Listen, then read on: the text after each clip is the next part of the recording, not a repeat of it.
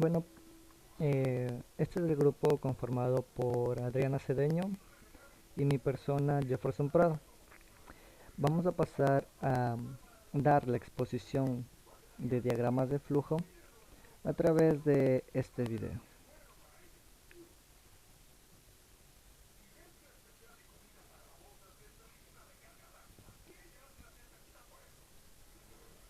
Bueno, tenemos que el diagrama de flujo de datos. El objetivo principal de los diagramas es construir un modelo lógico del sistema que se esté ejecutando que facilite la comprensión tanto del equipo de desarrollo como de sus usuarios. Se establecerá qué funcionamientos deben desarrollarse sin implicar el cómo. Los diagramas de flujo de datos proporcionan una representación del sistema a nivel lógico y conceptual.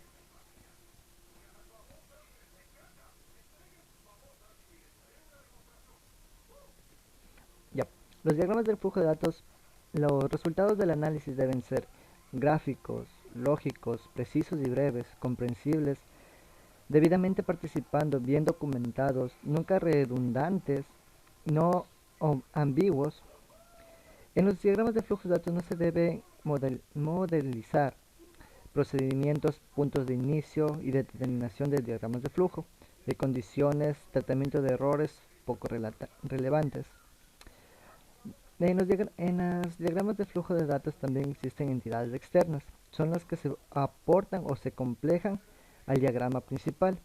Aquí tenemos un pequeño ejemplo que dice que representa entre ajenos de las aplicaciones los que aportan o reciben información.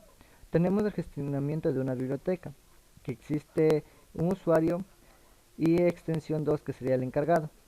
El usuario pide libros o solicita algún libro y la extensión 2 es el encargado de ver el libro si es que está en la biblioteca o si es que no está en la biblioteca. Los elementos básicos de entidades externas tienen algunas reglas que deben cumplirlas para poderse considerar una entidad externa. Es representar personas, organizaciones o sistemas que no pertenezcan al sistema. En el caso de que las entidades externas se comuniquen entre sí, esto no se contemplaría en los diagramas por estar fuera del ámbito de nuestro sistema. Puede aparecer en los distintos niveles de diagramas de flujo para mejorar su comprensión, aunque normalmente solo aparezcan en el diagrama de contexto. Pueden aparecer varias veces en el mismo diagrama para evitar entrecruzamientos de líneas. Suministrar información acerca de conexión del sistema con el mundo exterior. Bueno, lo que nos dice aquí es que las entidades externas tienen que estar asociadas al sistema. Caso contrario, su asociación no tiene validez o no nos sirve de nada. Los elementos básicos de un proceso. Los procesos son actividades que transforman o manipulan datos. Las reglas de construcción de un proceso son: cuando un flujo de datos entra a un proceso, sufre una transformación, un proceso que no se origina ni final de los datos, solo luego de transformarse de datos a ellos. Un proceso puede transformarse un dato en varios. Este es necesario un proceso entre una entidad externa y un almacén de datos. Un almacén de datos es un depósito de información dentro de un sistema. Sus reglas de composición son las siguientes. Representan la información en reposo. No puede crear, destruir ni transformar datos. No puede estar comunicado directamente con otro almacén o entidad externa. El flujo de datos de entrada y salida no lleva nombre cuando inicia sobre su contenido completo. No debe estar referido al entorno físico o por tanto no diferencia el fichero convencionales de la base de datos. No se representa no se representa la clave de acceso a este almacén, sino por la operación que se realiza: lectura, escritura, actualización, incluso modificación, eliminación, en lo que se pueda realizar en la base de datos. El flujo de datos.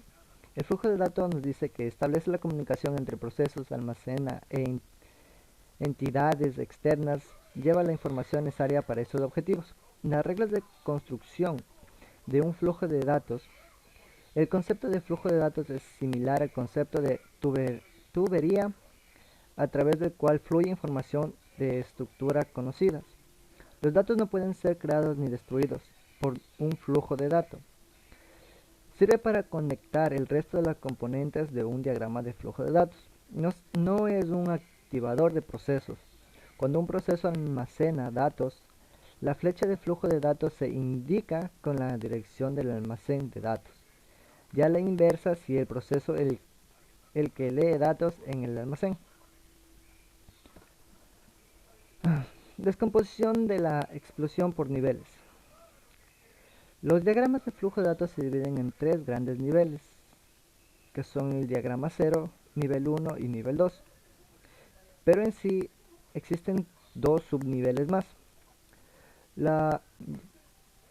Y estos subniveles representan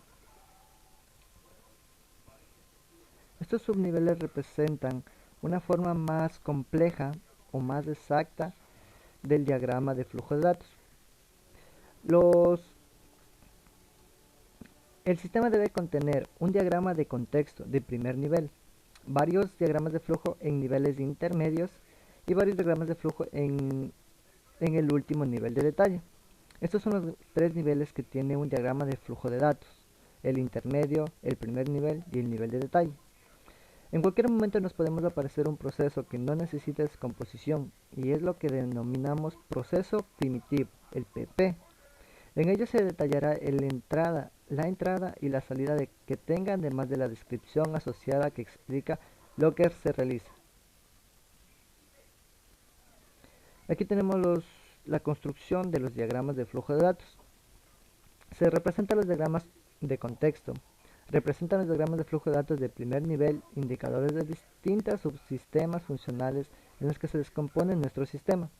Descomponer cada uno de los procesos que aparecen en el diagrama de flujo de datos de primer nivel hasta llegar a un nivel suficientemente de detalle. Se recomienda utilizar 4 niveles de composición de diagramas.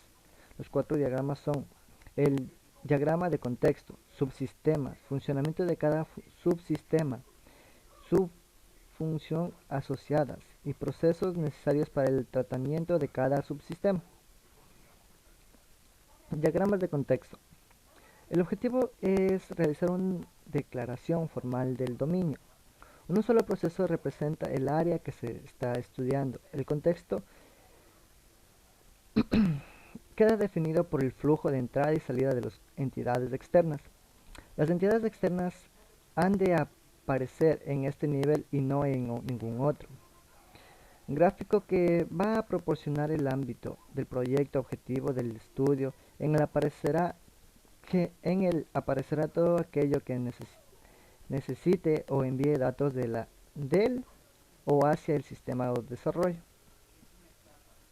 Tenemos aquí un ejemplo de gestión de la biblioteca, donde el usuario puede realizar una petición a uno o más libros de la biblioteca. Presenta el carnet del usuario de la biblioteca, una ficha en la que detalla los libros pedidos. Aquí tenemos el tipo de préstamo, la sala, colaboración, proyecto de carrera y doctorado. Esto el día de la petición, una semana, 15 días, un mes. Esto de aquí nos dice que en un diagrama de flujo de datos podemos utilizarlo es una forma más externa, solo es una visión más superficial de todo el sistema. Aquí tenemos el diagrama de flujo de datos de una gestión de una biblioteca. Como podemos observar, tenemos dos usuarios y el bibliotecario, y la base de datos, que es la gestión de la biblioteca. Tenemos el pedido de datos, la devolución de libros, la sanción si es que en tal caso el usuario no entrega el libro, las altas y las bajas de los libros que salen y los libros que entran. Aquí tenemos un diagrama 0 de gestión de la biblioteca, un poco más extenso, que utilizamos 2 bases de datos y 3. Bueno, aquí tenemos 3 procesos y 2 bases de datos. Aquí tenemos lo que significa cada figura que se utiliza en los diagramas de flujo de datos. Un óvalo significa un inicio o el fin de un diagrama de flujo. El rectángulo, que significan los procesos que se realizan dentro de este diagrama.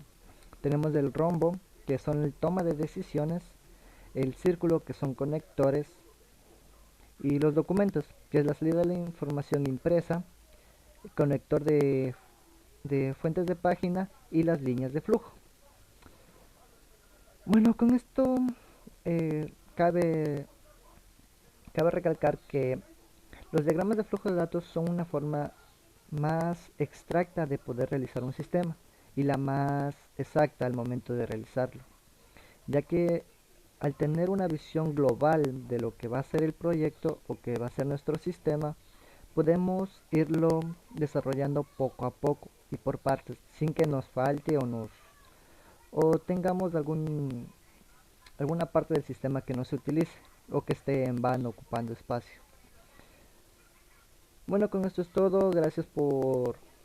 Eh, gracias por el tiempo prestado y nada más.